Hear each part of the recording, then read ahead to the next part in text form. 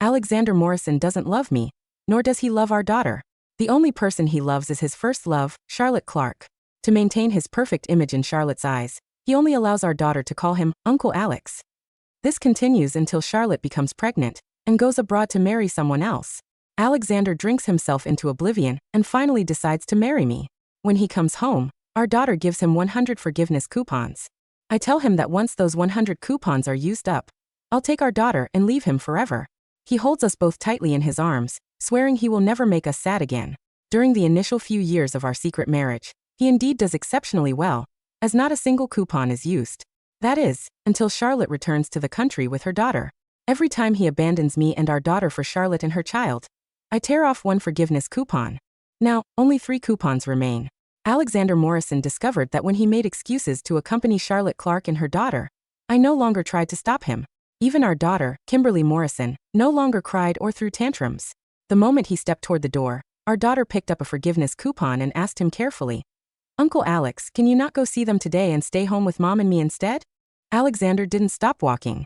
His voice drifted back from the doorway, carrying a hint of reproach and urgency. "Kimmy, be good. Pearl is sick, and I need to take care of her. You still have so many coupons left anyway. Just tear this one up, it doesn't matter. Remember to forgive me after you use it." Kimmy's eyes turned red as she tore the coupon in her hands into pieces and threw it in the trash. Looking at the table with only 2 forgiveness coupons remaining, I knew the day we would leave wasn't far away. After Alexander left, Kimmy stared at the door for a long time. Her light brown eyes filled with hurt tears, but she refused to let a single drop fall. I walked over and hugged her, wanting to take her back to the living room. But Kimmy grabbed the corner of my shirt and looked up at me with a tearful voice asking, "Mom, why doesn't Uncle Alex like me? Am I not a good girl?" Her words and the sadness in her voice made my nose sting, and I almost cried too. I ruffled her soft hair and said, "Kimmy, you're my most well-behaved treasure. Uncle Alex doesn't dislike you either. It's just that someone's sick, and Uncle Alex went to help them." Kimmy nodded and didn't ask any more questions. I knew she hadn't accepted this answer, but rather that she didn't want me to be sad too. I carried her to the dining table and brought out the cake we had baked together that morning to celebrate her 6th birthday. After lighting the candles, Kimmy was about to make a wish when the sound of fireworks suddenly came from outside the window. Then Alexander's voice rang out from the large screen by the river. He stood in the center of the screen, his expression gentle as he said, "Today is a special little girl's birthday. I want to wish her a happy birthday here. Tonight, all the fireworks in the city are set off for her." Hearing Alexander's words, Kimmy's eyes, which had been fixed on the big screen, immediately lit up. With her face full of excitement, she hugged my leg and said with a laugh, "Mom, Uncle Alex still remembers my birthday. He didn't forget." I smiled and touched her hair. Her cheeks were flushed with excitement as she held a green piece of paper and said, "Mom, for my wish this year, I want to give today's forgiveness coupon back to Uncle Alex. He went to help someone, but he still remembered my birthday. I shouldn't have torn up the coupon." The fireworks went off precisely at the stroke of midnight. But the words spelled out by those fireworks pierced both mine and Kimmy's eyes like daggers. "Dearest Pearl, happy 5th birthday, love from Daddy Alexander." In the thundering sounds of fireworks, Kimmy threw away the forgiveness coupon in her hand and tossed the remaining 2 coupons into the trash can. "I never want to forgive Uncle Alex again." She said this and ran back to her room. When I went to her room, she had already curled up on her little bed and fallen asleep. Her cheeks were streaked with tears, and she clutched a photo of our family at the amusement park tightly in her arms. Kimmy treasured this photo and would take it out to look at from time to time. It was the only picture we had of our family of 3 at an amusement park. After Alexander bought the entire amusement park as a birthday gift for Pearl because she said she liked it, Kimmy never mentioned wanting to go to an amusement park again. I put the photo away for her, wiped the tears from her face, and let her rest. The next morning, I contacted a divorce lawyer and asked her to help me draft a divorce agreement. However, after I finished the phone call, Kimmy peeked her head out from behind the door. I waved her over, and she immediately walked in and hugged my legs. Fighting back the bitterness in my heart, I asked her, "Sweetheart, if Mom divorces Uncle Alex, would you rather stay with Uncle Alex or come with Mom?" Kimmy's arms around me stiffened. She lowered her head, her voice carrying tears and reluctance. "Do we really have to leave? Mom, Uncle Alex promised that once I turn 7, he'll let me call him Dad. Can we wait a little longer? Can we give him one more chance?" Kimmy's words made my chest tighten, and I almost started crying. During our years of marriage, Alexander had refused to make our relationship public to avoid Charlotte's misunderstanding. But even worse, our daughter wasn't allowed to call him Dad from the day she was born. I remembered one time when Kimmy gathered the courage to call him Dad. He flew into a rage right there and made her kneel at the front door, forcing her to shout, "Uncle Alex," 3,000 times until her voice was nearly gone. Since then, whether at home or outside, Kimmy never dared call him Dad again, only Uncle Alex. After saying this, she picked up the forgiveness coupon she had thrown in the trash yesterday and said, "Mom, look, there's still one coupon left. Let's give him one more chance." Kimmy's eyes, red and swollen from crying, were full of determination. I ruffled her hair and sighed, agreeing to her request. Alexander hadn't come home since that day. Kimmy brought me an invitation, her eyes hopeful as she said, "Mom, the teacher said both parents need to attend the parent-teacher conference at school. Can you and Uncle Alex come together? I promised my classmates they could meet my dad." I held the invitation with some doubt. Looking at the expectation in Kimmy's eyes, I couldn't bear to disappoint her. But I wasn't sure if Alexander would actually go. After all, in our 5 years of marriage, he had never attended any of Kimmy's parent-teacher conferences. Before promising Kimmy, I called Alexander to confirm. However, a young voice answered the phone. "Hello, are you looking for Daddy Alexander? He's taking a shower and will be out soon." My nails dug into my palm to keep from lashing out. I coldly hung up the phone. Just as I was about to tell Kimmy that Alexander couldn't make it, he called back. "Isabella, Pearl's young and can't tell the difference between Uncle Alex and Daddy, so she called me the wrong thing. Just don't misunderstand. Kimmy's my only precious daughter." He sounded rather pathetic trying to explain himself in such a panic, but I no longer wanted to pursue these matters. Fidgeting with the last remaining forgiveness coupon in my hand, I asked him coldly, "Are you coming to Kimmy's parent-teacher conference?" Alexander was about to speak, but I cut him off. "You've already missed her birthday. Are you going to miss her parent-teacher conference too?" Alexander paused, and after a long while he said, "I'll go. I'll definitely go this time. Is Kimmy mad at me? Can you help me explain?" I had no interest in his long explanations. After getting a definite answer, I ended the call. Kimmy, who was beside me, saw me nod and jumped up happily. Even though there were still several days until the parent-teacher conference, she had already started preparing what clothes she would wear. On the day of the parent-teacher conference, Kimmy got up early and asked me to braid her hair nicely. She also put on her favorite outfit. Her eyes were bright and sparkling, and she was full of smiles. Looking at her so full of anticipation, I felt a knot of anxiety forming in my chest. I took out my phone and texted Alexander. "Alexander, don't forget you promised to attend Kimmy's parent-teacher conference today." Soon Alexander sent back a voice message. "You and Kimmy go ahead. I'll be there soon." In the background, I could hear Pearl calling Alexander Daddy and Charlotte Mommy. Sure enough, he was once again deceiving us for Charlotte and her daughter. All that talk about working overtime at the company was just an excuse to spend time with those two. If this were before, I would have definitely fought with him and made a scene. But now, I only reminded him coldly, "If you disappoint Kimmy again this time, she won't forgive you anymore." After saying that, I drove with my daughter to her school without waiting for his reply. The parent-teacher conference was about to start, but Alexander still hadn't arrived. Kimmy kept looking toward the door, hoping her dad would walk through it any second. Watching Kimmy stare at the door like that, I texted Alexander to urge him to come quickly. He told me there was a sudden emergency at the company, and that he couldn't attend the conference. I frowned, trying to figure out how to explain this to Kimmy without hurting her, when I saw her looking toward the classroom door. Her face had turned deathly pale. Following her gaze, I saw Alexander, who had said he was too busy to come to the parent-teacher conference, striding into the classroom. Initially, thinking he was planning to surprise Kimmy, my furrowed brow relaxed. I was about to wave him over when I saw Charlotte tightly holding his arm beside him, while he held Charlotte's daughter Pearl closely in his arms. The three of them looked like an intimate family. My raised arm suddenly stiffened and dropped. Alexander didn't see me and Kimmy. He sat down naturally with Pearl in his arms and Charlotte beside him in the seats meant for Pearl's parents. I quickly looked at my daughter, and she was keeping her head down tightly, and on the previously dry desk, there was now a small puddle of water. I put my arm around her, about to comfort her, when several little boys suddenly appeared beside her. They surrounded Kimmy and said, "Kimberly Morrison, didn't you say you'd bring your dad today? Where's your dad? I think you were just lying. So you're just a bastard with no father." "Kimberly, you're such a liar." Kimmy kept her head down, her ears turning bright red. She suddenly lifted her head, revealing a pair of red, swollen eyes and shouted, "I do have a dad. You're the bastard with no dad." After saying this, Kimmy pointed her finger forcefully toward Alexander and shouted with all her might, "Uncle Alex over there is my dad." Kimmy's words caused an instant uproar in the classroom. The other parents' eyes kept darting between me, Charlotte, and Alexander. The classroom was suddenly filled with all kinds of ridiculous speculations. Seeing Kimmy's and Alexander's strikingly similar faces, everyone began to guess that Charlotte and Pearl were the mistress and illegitimate daughter. And today I caught them red-handed. As the discussions grew louder and louder, Pearl immediately began to tear up and said, "This is my daddy, not yours. Kimberly, it's bad enough that you bully me at school every day, but this is my daddy, not yours." I was about to speak when Kimmy grabbed tightly onto the corner of my shirt. As her mother, I knew that she didn't want me to speak. Her tear-filled eyes stared intently at Alexander. However, at that moment, Alexander stood unhesitatingly on Pearl's side. Acting as if he had never known Kimmy, his voice was stern and reproachful. "Whose child are you? How can you bully other kids?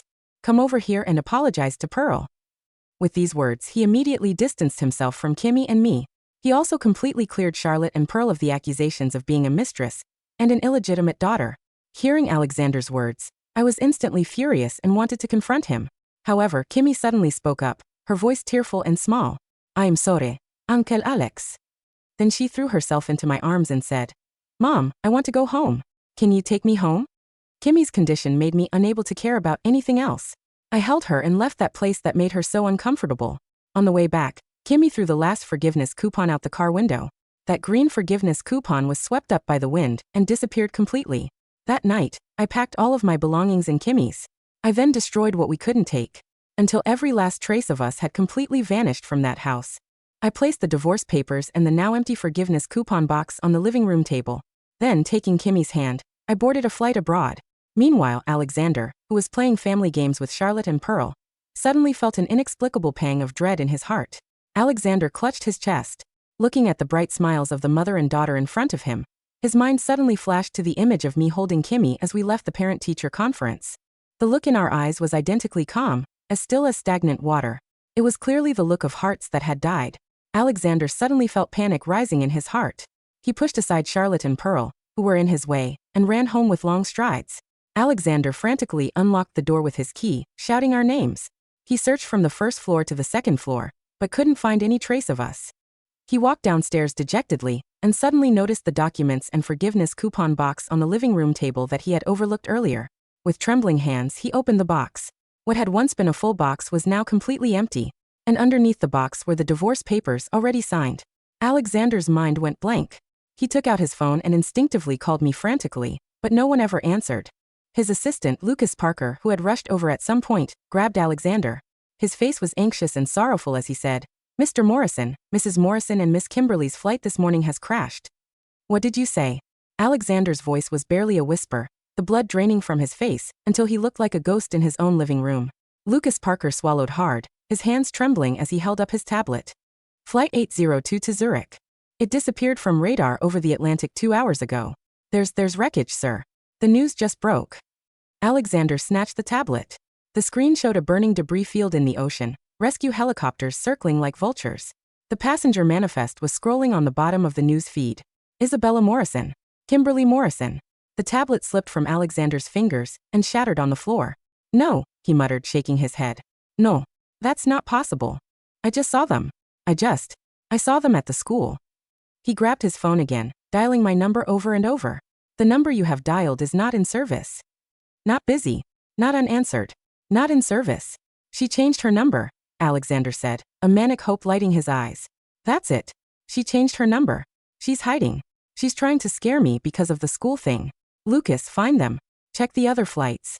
"Sir," Lucas said gently, placing a hand on Alexander's shoulder. "The airline confirmed they boarded. Their passports were scanned at the gate." Alexander collapsed onto the sofa. The signed divorce papers stared up at him from the coffee table, mocking him with their permanence. Next to them sat the empty box of forgiveness coupons. Sans chance. He had squandered every single one. "Get out," Alexander whispered. "Sir, you shouldn't be Al." "Get out," he roared, picking up a vase and hurling it at the wall. Lucas fled. Alone in the silent house, Alexander curled into a ball on the floor, clutching the empty box to his chest. He closed his eyes and saw Kimmy's face, tear-streaked and determined, pointing at him in the classroom. "Uncle Alex over there is my dad." And then his own voice, cutting her down. "Whose child are you?" He screamed until his throat bled. The funeral was a spectacle. Charlotte insisted on helping with the arrangements. She wore black, dabbing at dry eyes with a lace handkerchief. Pearl stood next to her, looking confused but obediently somber. "Alexander, you need to eat," Charlotte cooed, placing a hand on his arm at the wake. "You have to be strong. For Pearl. For us." Alexander looked at her hand. It felt like a spider crawling on his skin. "Don't touch me," he rasped. Charlotte recoiled, hurt flashing in her eyes. Alex, honey, I know you're grieving, but life goes on. Pearl needs a father figure. A father figure. Alexander laughed, a broken, jagged sound. I had a daughter.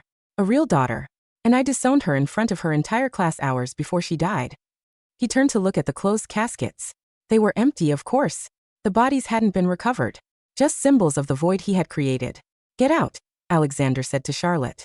What? Get out of my house. Get out of my life. Take your daughter and leave. Alex, you can't mean that. We're meant to be together. Isabella was just a placeholder. Isabella was my wife, Alexander shouted, the silence of the funeral home shattering. She was the only one who loved me despite who I was. And Kimmy was my daughter, my flesh and blood, and I traded them for this. He gestured vaguely at Charlotte and Pearl. For a fantasy, for a high school crush that died 10 years ago. Charlotte's face hardened. You're hysterical. We'll talk when you're sane. She grabbed Pearl and marched out. Alexander fell to his knees in front of the empty caskets. Isabella, he whispered. Kimmy, please. One more coupon. Just one more. But the box was empty. 3 years passed. Alexander Morrison became a recluse. He sold his company, retreating into the house that had once been ours. He left Kimmy's room exactly as it was, the unmade bed, the half-finished drawing on the desk. He spent his days drinking and staring at the family photo Kimmy loved, the one from the amusement park. It was the only thing he had left. One rainy Tuesday, Lucas came to visit. He was the only one Alexander allowed inside. Sir, Lucas said, looking uncomfortable. I found something. While clearing out the old storage unit you asked about. He handed Alexander a thick envelope. What is this? It's from Mrs. Morrison. It was dated the day before the crash. She mailed it to her lawyer, but the lawyer retired and it got lost in the shuffle until now. Alexander opened the envelope with trembling hands. Inside was a letter and a USB drive. He put the drive into his laptop. A video popped up. It was me, sitting in Kimmy's room, holding a sleeping Kimmy in my lap. Alexander. The video, me said. My eyes were red, but my voice was steady. If you're watching this, I'm gone. I don't know where and I don't know how, but I'm gone. Alexander touched the screen, tears blurring his vision. I recorded this because I know you. I know that if I leave, you might try to spin a narrative. You might try to tell yourself you were a good father. But I need you to know the truth. I shifted Kimmy in my arms. Kimmy isn't just disappointed in you, Alex. She's afraid of you. She told me last week that she dreams you're a monster who eats her forgiveness coupons. She counts them every night, because she thinks they're the only thing keeping you from hurting us. Alexander sobbed, a wretched sound. You broke her heart 1,000 times. And you broke mine. I stayed because I loved you. I stayed because I thought the man I married was still in there somewhere. But the man in the classroom today? The man who chose another woman's child over his own? That man is a stranger. I looked directly into the camera. I hope you find happiness with Charlotte. Because you certainly never found it with us. Goodbye, Alex. Don't look for us. The video ended. Alexander sat in silence for a long time. Then he picked up the letter. It was a medical report. Patient, Kimberly Morrison. Diagnosis, acute lymphoblastic leukemia. Alexander froze. He read it again. Date of diagnosis, 2 weeks ago. Kimmy was sick. She was dying. And he hadn't known. He remembered the phone call I made to him, asking him to come to the parent-teacher conference. I hadn't just wanted him there for school. I wanted him there to tell him, to ask for help. And he had hung up on me to play house with Pearl. She was sick, Alexander whispered. My baby was sick. He looked at Lucas. Did you know? No, sir. Mrs. Morrison kept it very private. Alexander stood up. A new fire burned in his eyes, not of hope, but of a desperate need for answers. Get the passenger manifest again, Alexander ordered. Sir. The flight. Get the list. I want to see the names. Lucas pulled it up on his phone. Isabella Morrison. Kimberly Morrison. No, Alexander said, pacing. Isabella changed her name on the divorce papers. She signed them Isabella Reed. Her maiden name. Lucas frowned. Sir, the ticket would have been booked under her legal name at the time. Check if anyone boarded under the name Reed. Lucas tapped furiously. No red. But wait. What? There were 2 passengers who missed the flight. Their luggage was loaded, but they never scanned at the gate. The airline counted them as no-show initially, but in the confusion of the crash, the manifest got mixed up. Alexander stopped pacing. Who were they? A woman and a child. Booked under the names. Anna and Rose White. White, Alexander whispered. My mother's maiden name. Isabella used to joke she'd use it as a spy alias. He grabbed Lucas by the shoulders. They didn't get on the plane. It took Alexander 6 months to track us down. He hired private investigators, hackers, former intelligence officers. He spent millions. We were in a small coastal town in Italy. A place we had visited once on our honeymoon. A place I said I wanted to retire to. I was sitting in a cafe, watching the ocean. Kimmy, now called Rose, was sitting next to me, wearing a hat to cover her bald head. She was thinner, paler, but she was smiling. She was eating gelato. Alexander watched us from across the street. He didn't rush over. He didn't shout. He just watched, tears streaming down his face. We were alive. But looking at Kimmy's frail form, he knew the battle wasn't over. He approached our table slowly. His shadow fell over us. I looked up. My eyes widened in shock, then immediately hardened into ice. Alexander. Kimmy looked up. She didn't smile. She didn't call him Daddy or Uncle Alex. She just looked at him with the weary eyes of a child who had grown up too fast. You found us, I said, putting a protective arm around Kimmy. Isabella. Alexander choked out. Kimmy. It's Rose now, Kimmy said softly. Rose, Alexander nodded, kneeling down so he was at eye level with her. I'm so sorry. You should go, I said. We don't want you here. I know, Alexander said. I know I don't deserve to be here. But I know she's sick, Isabella. I saw the report. I stiffened. That's none of your business. I'm her father. I'm a match. I froze. I tested myself, Alexander said, pulling a paper from his pocket. I went to a specialist. I'm a perfect bone marrow match. I can save her. I looked at the paper. Then I looked at my dying daughter. I had spent 3 years trying to save her with chemotherapy, with radiation. But the doctors said she needed a transplant. And the donor registry hadn't found a match. Why? I asked, my voice trembling. Why would you do this? Because she's my daughter, Alexander said, tears falling freely now. And because I owe you a lifetime of coupons. The transplant took place in a hospital in Zurich. Alexander underwent the procedure without anesthesia, punishing himself with the pain. He gave his marrow, his blood, his stem cells. He stayed in the hospital for weeks, sleeping in the chair outside Kimmy's sterile room. He never tried to enter. He never tried to force her to talk to him. He just sat there, guarding her. I watched him. I saw the gray in his hair, the lines on his face. He was a broken man trying to glue the pieces of someone else back together. When the doctors confirmed the transplant was a success, Alexander wept. A week later, Kimmy asked to see him. He walked into the room, terrified. He stood by the door, afraid to get too close. Gimme whisperat. Hi, sweetie, Alexander said. Did it hurt? She asked. No, he lied. Kimmy looked at him for a long time. Then she reached under her pillow. She pulled out a piece of paper. It was hand-drawn, colored with crayons. It was green. A forgiveness coupon. Mom helped me make it, Kimmy said, holding it out. It's the only one. There aren't 100 anymore. Alexander walked over, his legs shaking. He took the coupon as if it were made of glass. Just one, he asked, his voice cracking. Just one, Kimmy nodded. Use it wisely. Alexander fell to his knees by the bed, burying his face in the mattress, sobbing uncontrollably. Thank you, he gasped. Thank you, thank you. Kimmy reached out her small, thin hand and patted his head. You can stay for dinner, she said. But you have to eat broccoli. Alexander laughed through his tears. I love broccoli. We didn't get back together. Too much had happened. The trust was gone. And some wounds don't heal, even with time. Alexander moved to Italy, renting a house down the street from ours. He saw Kimmy every day. He took her to school when she got better. He learned to braid her hair. He attended every parent-teacher conference, sitting in the front row, beaming with pride. He never mentioned Charlotte again.